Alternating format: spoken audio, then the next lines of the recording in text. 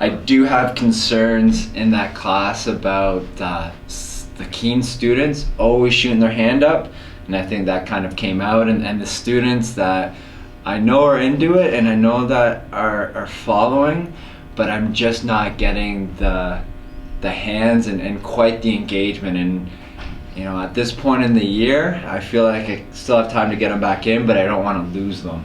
Right, and the truth is that that's something that teachers work with kind of continuously throughout their career. So while I was visiting, you asked questions for about a 9-minute segment before you sent them off to work, and that was a question and answer period.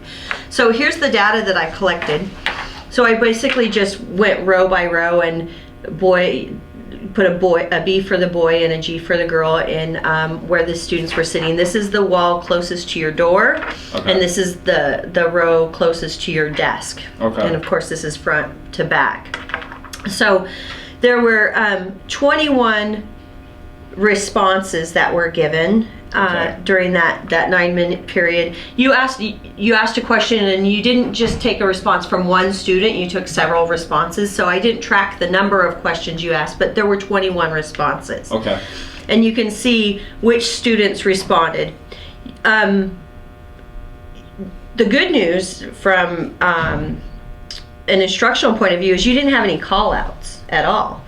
The students who responded, they either raised their hands or you called on them by name, like when you said delegate of China, and you got their input. But you can see that this particular girl answered more questions than, or made more comments than any other student.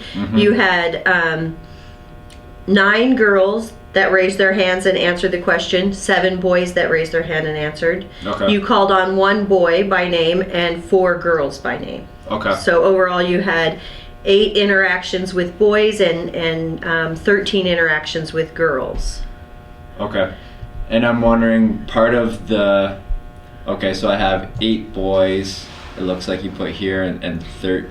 Those are the responses. But in this class, I think too, one of the things that I want to involve more is this idea of the think, pair, share. And I haven't used it as much as I want, but I think the idea being is that, especially when I'm getting a lot of kids that do get their hands up, and I can see that the other kids do want to get involved, is that they want to be heard. And I think they want to get that off their chest. But in a classroom conversation, or when I'm taking hands, one at a time. But the think, pair, share allows them to engage with the material, with their partner. And that partner can act as a sounding board. Right, because that's one of the effective forms of feedback that researchers like Janie Pollock and other people talk about. Is the feedback is one of the most critical aspects for kids really achieving the objective or the goal. And feedback can come from self-reflection, it can come from their peers, or it can come from the teacher expert.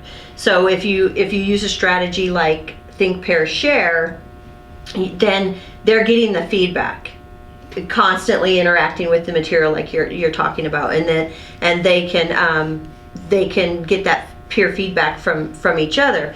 And then calling on folks, maybe by using like popsicle sticks and saying, okay, I'm going to listen to 4 responses to the question that you just discussed. You may give your own response or your partner's response or a combination of the responses, but I'm going to call just on popsicle sticks, so don't put your hands up. So then they all have that level of concern that they'll be called on, but they're not anxious about answering because they've already worked through it. So that will increase probably their likelihood too, because it's already been sounded out, or they've been given the option to respond with their partners. And I wonder too, so we have a couple of options here. You can go away and practice the strategies that we've talked about. You think, pair, share using popsicle sticks and other ways of call-ons. And I can come watch and gather new data and see if the dispersion of your answers is greater. Another thing you might consider is looking at the level of questions that you're asking. Are certain kids only responding because you're asking recall questions and that's easy for them to do? Or maybe certain kids are not responding because you're asking higher level questions without having scaffolded to where they feel confident.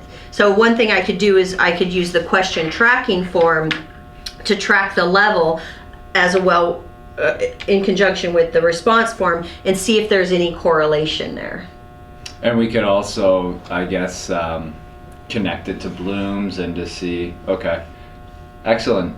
All right, well, I'll bring my plan book to your classroom and we'll schedule a time.